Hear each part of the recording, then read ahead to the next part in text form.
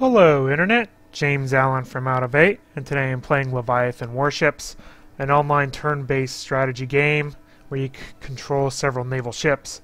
It's available on several different platforms, PC, Mac, and also mobile platforms, and users from each platform can play against each other. One of the highlights of the game is the ship customization interface, so I'll show that off first. What you have are different classes of ships, basically sizes. And then on each ship, you can customize all the different weapons. First off, you can customize the different hull sections. So you can have like one with more armor in the front and more armor in the back, for example.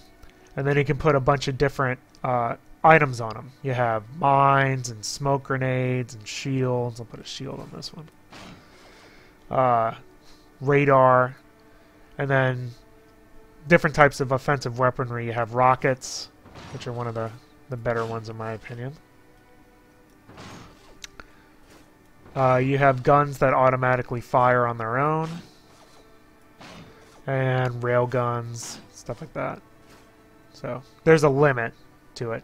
And as you can see, as you add components, it brings up your points limit up at the top. And basically you can have a small fleet which has 3,000 points or less, a medium fleet for 6,000, or a large fleet at 8,000.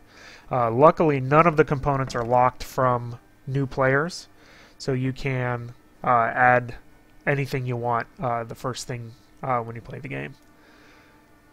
So let me show you, an example of one of the ones that I designed here.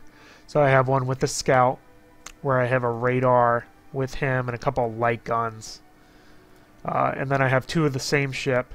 What I have are two. I found that the railguns are pretty overpowered when you mass them, especially when you get 3 or 4 firing on the same location at a time. And then I have a little gun to accompany that, and then a bunch of rocket batteries that can fire a pretty large distance. When you play the game, there is campaign mode with 9 missions. There's some cooperative challenge maps that are against the AI you can do. And then there's a couple versus modes. There's ones where you try to get an amount of points, and one where you try to get the enemy flagship. The campaign isn't too fun on your own. It's better when you play cooperatively with other people. But since the game is really designed for online multiplayer, that's not really a problem. The missions just aren't balanced for one person, to be quite honest. And I don't think it scales according to how many players are going. So what we'll do is we'll try to make a match. We'll just keep this at any here. You can see there's different options you can try to search for, but in the interest of trying to find an opponent, I'll keep it on any. We'll see what happens. Hopefully we'll get lucky. Much like Frozen Synapse, you can actually have more than one active game going on at a time. So you could actually join a match and then leave it and go do another match. There's different time intervals, although most of the games, actually all the games that I've played, have played out in real time, where each person has about 30 seconds or a minute to do a match. But the option's there where you can actually give people a full week to submit their turn, if you want to do it more casually like that. There we go. So this one's going to be a medium. So I'll pick my medium fleet that I just made. And I'm ready to go. The interface is really clearly designed for mobile platforms. When you click on your ship, everything is click and drag, so that's a movement. And then I have a couple ships here. I have a couple railguns on that, and this one's rails with rockets. So I'm going to try to... I have to position these in the right spot. So we'll commit that. Turns are quite short. The beginning, like 5 turns or so, you don't actually run into anybody. As you'll see when we start getting into the heat of combat, I wish that the feedback was a little bit more evident. Like there's this radar ping, but it doesn't really work, or it doesn't tell you when it's actually working or anything like that. Just kind of annoying. A lot of the weapons have, when you use them, they have countdown timers. But then there's sometimes lag between when the countdown timer ends and when the weapon fires again, which makes planning really difficult. It's that kind of lack of feedback, probably because the game was primarily designed for a mobile platform, that makes playing it confusing and really messes with your ability to make tactical decisions.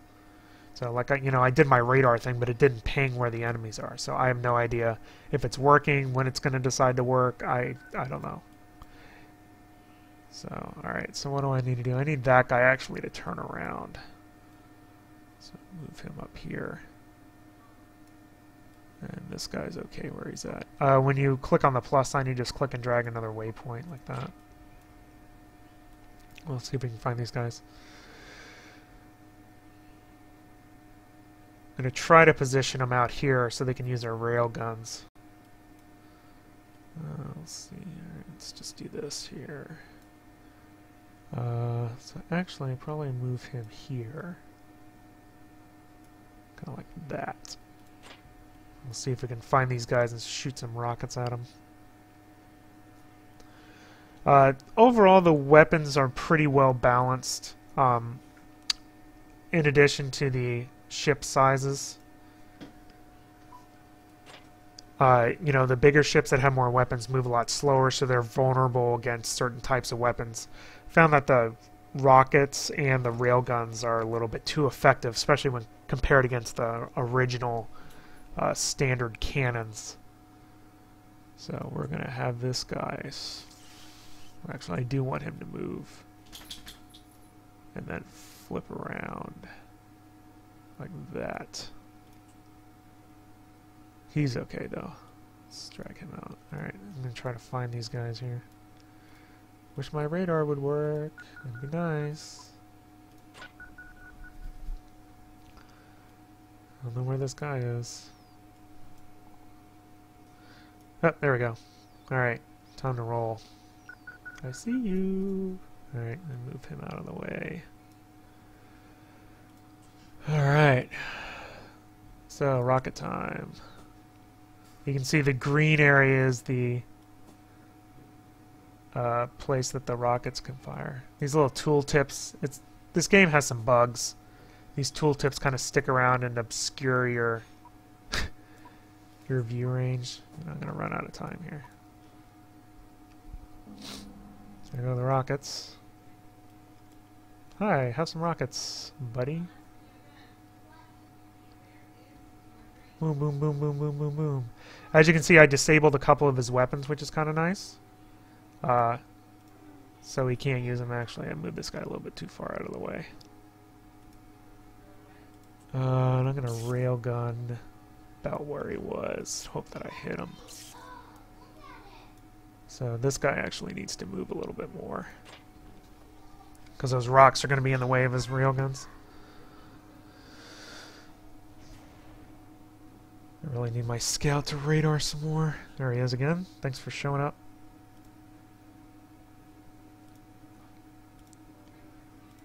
Alright. Oh yeah, I can get him.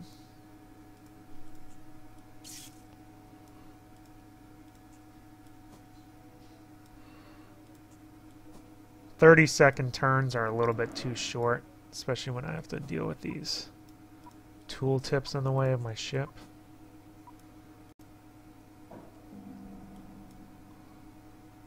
Get him. Kaboom. He's moving actually pretty fast. Still got him though.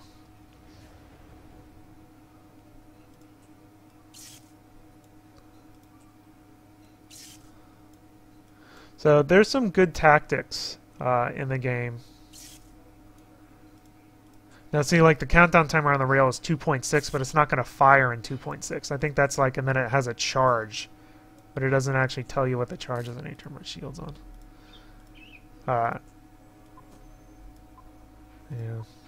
30 seconds is a little bit too quick when you got to manually fire this stuff. This guy's going to die though. He has like no weapons left. My little scout ship firing all my stuff at him. Yeah, he's basically dead.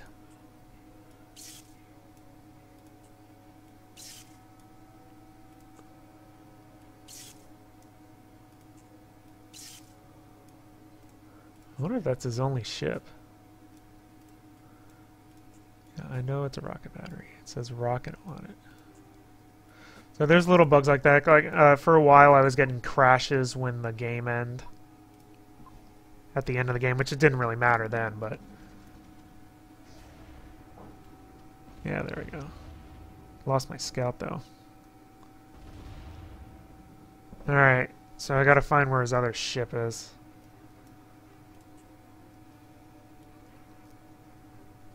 So I'll kind of keep these guys.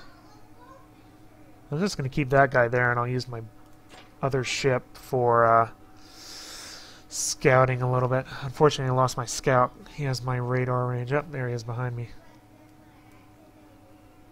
Alright, well that answers that question. Yeah, that's a good... That was nice, actually. Alright. Alright, rotate. And he's within my minimum radar range, too, so that was actually a really good move on his part. Nicely done, sir. Nicely done.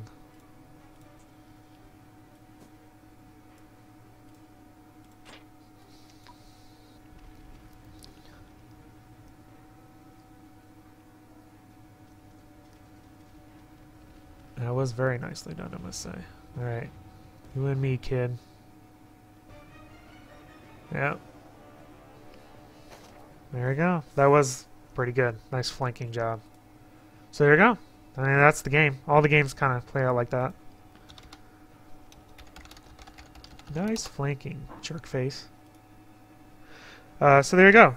You know, you can play cooperatively in the campaign against the AI or in those little skirmish maps, but most of the people play online like that. Overall, it's an interesting game. There's some good tactics with the different types of weapons. There's enough weapons and ship sizes that gives you a lot of options for strategy, and you can see the map design there allows for flanking because you can use you know, the islands and stuff for different things. So honestly, my main complaint about it is the interface, the confusion with using radar and the recharge time on certain weapons, and then there's, you know, the occasional bugs that get in the way while you're playing the game. But the game is pretty inexpensive.